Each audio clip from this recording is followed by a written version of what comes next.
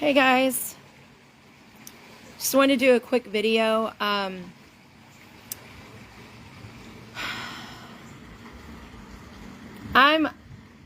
not usually concerned in the way of like worried, or I do feel disturbed by a lot of things. Obviously, I feel disturbed. That's the word I use because I don't want to get into fear at all. In saying that, yesterday, as many of you know, our dear friend Michael, he had a diabetic episode. He's being treated. So I went to Medical City, McKinney, and I'm saying that for a reason, to visit our friend. And we noticed a charter bus. Huge charter bus outside of the hospital.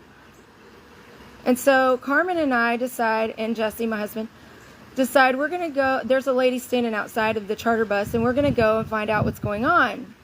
Why there's a charter bus right outside of the main emergency part of the hospital.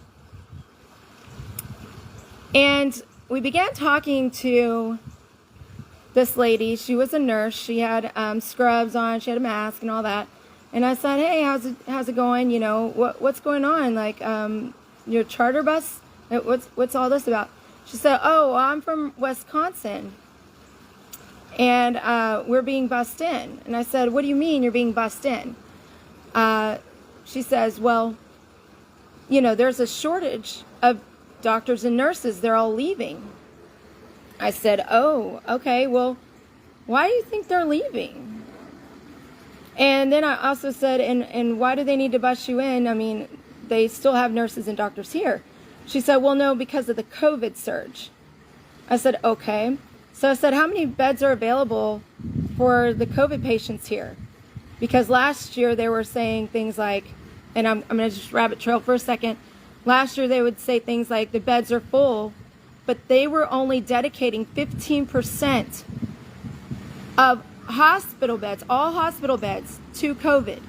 Only 15%. So when they say they're all full, that could mean 20 beds, whatever it was according to the hospital's capacity, right? So 15%. So that's what I was trying to understand from this nurse as well, is how many beds are dedicated to COVID patients. She said, "Well, I don't know. I don't have that information." I said, "Okay." And then I said, "And why would there?" I said, "I thought most people are vaccinated, right?" She was like, "Yeah, I mean, most people are vaccinated, but, I mean," and I said, "Okay, so if they're all vaccinated, why is there a COVID surge?" And she started to step back a little bit. I said, "That's okay. She's like, she said, "I can't say," is what she said. And then I said, "Well, okay, back to the nurses and the doctors." I said,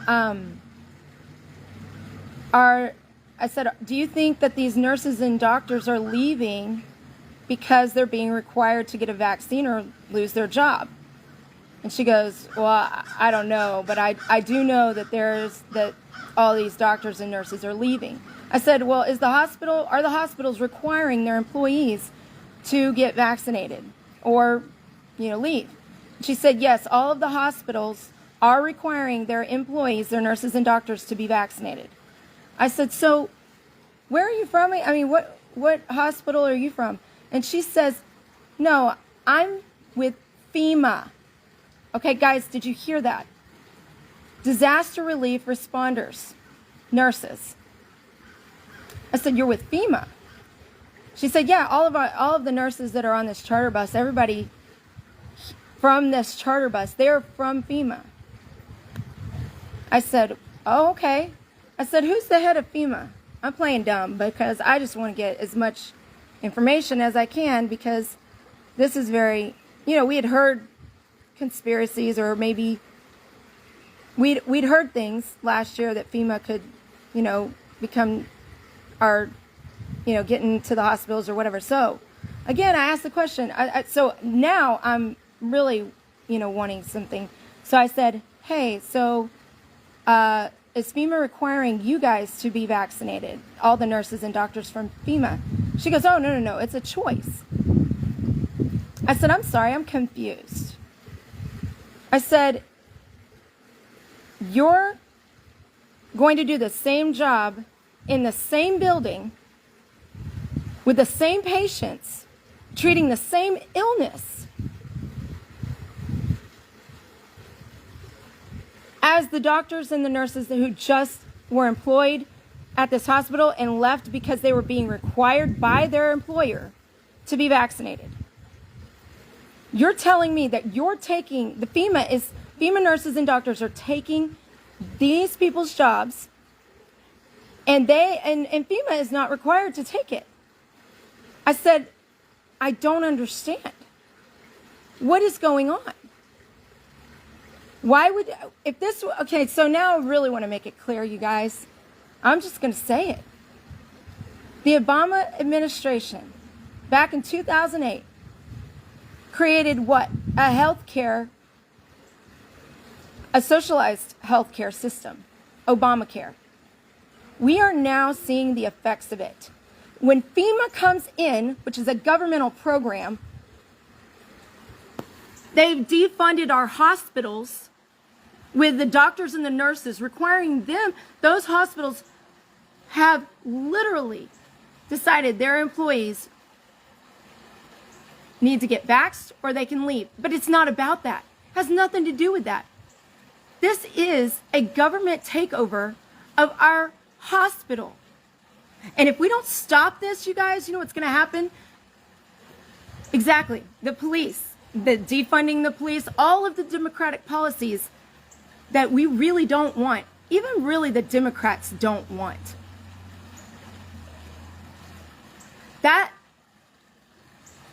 This is very concerning. Like I said before, I don't get fearful.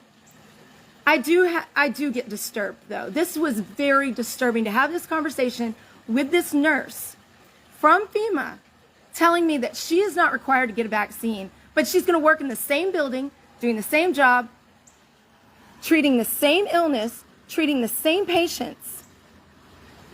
And all of our good doctors and nurses around us in our communities are no longer fit for the job because they're not getting vaccinated. What the hell kind of double standard is this? It's not. Again, it's not even about it. And we knew this. We knew it wasn't about this. We were kind of like, what's going on, right? And we could put the pieces in the places and say, yes, this is happening, this is going to happen, this is going to happen. But we didn't put the piece together that it is socialized medicine that is taking over our hospitals. What are we going to do about this, guys? We need to band together, you guys. I mean, we are fighting as hard as we can on every single front.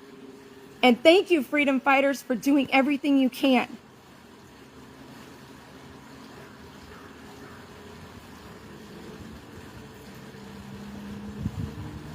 This FEMA worker, again, she was nice. I mean, she's a person, obviously, from Wisconsin.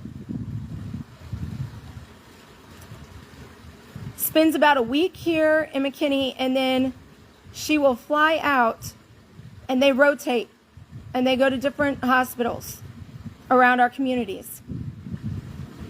Again, this is serious, you guys. So, if they defund our police, if they get their way with the hospitals, they're going to keep going, right? Because that's what they always do. It was 14 days. I'll just quote Reagan here. Anytime the government says, or a federal agency says, we're doing something temporarily, it's the closest thing to eternity that you can get on the planet. Nothing is ever temporary with the government's oversight or their regulations or their mandates.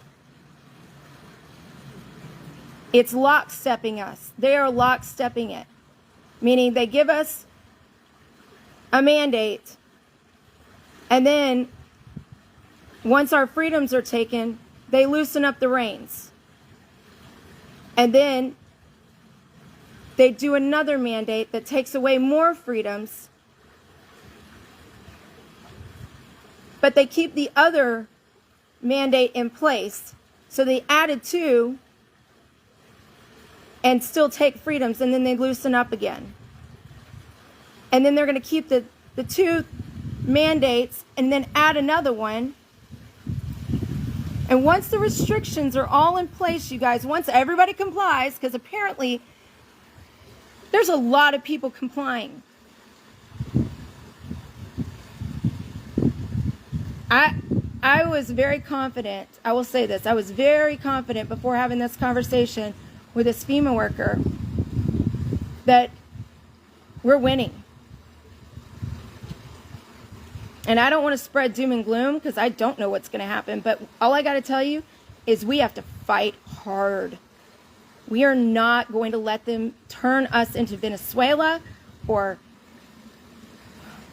Australia. That's the closest to my heart right now. I have friends over there.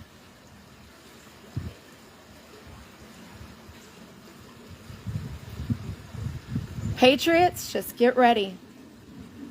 And stand strong like you are. You are, and I'm so happy to be a part of all of these movements and all the progress that we're making. But this is what's happening. And we got to wake some more people up. All right, guys, I'm going to go ahead and figure out how I can dig some research and do some more, connect some more people, and we're gonna have the COVID symposium. Just a little shout out here. COVID symposium on Saturday, October 9th. And if you don't know about that, then go to North Texas Conservative Events, I believe it is, or Conservative Events of North Texas. Conservative Events of North Texas, I think it is. And you can find some information there about all the events that are happening. I'll be at the COVID symposium. I know Samuel Hall will be there as well. This really isn't about a advertisement. It's just we've got to get this out to the frontline doctors. If they don't really I don't know how many people know about this. I really don't know how many doctors know about this. I'm not saying I'm smarter. I just happen to be in the right place at the right place at the right time to get this information straight from a FEMA worker. But more on this later. Okay, you guys, we'll stand strong and we're gonna fight together. I love you guys, and we'll talk soon. Have a good day. Bye.